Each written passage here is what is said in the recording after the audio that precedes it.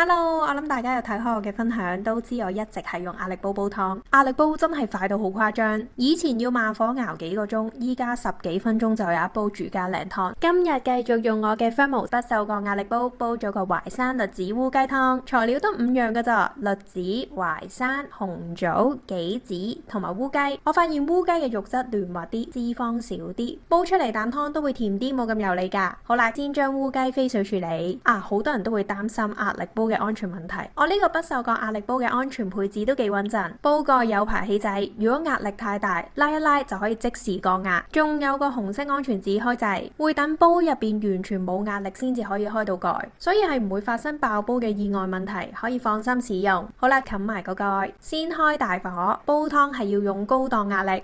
當你見到冒出蒸汽，就轉細火，呢個時候先至開始計時10分鐘。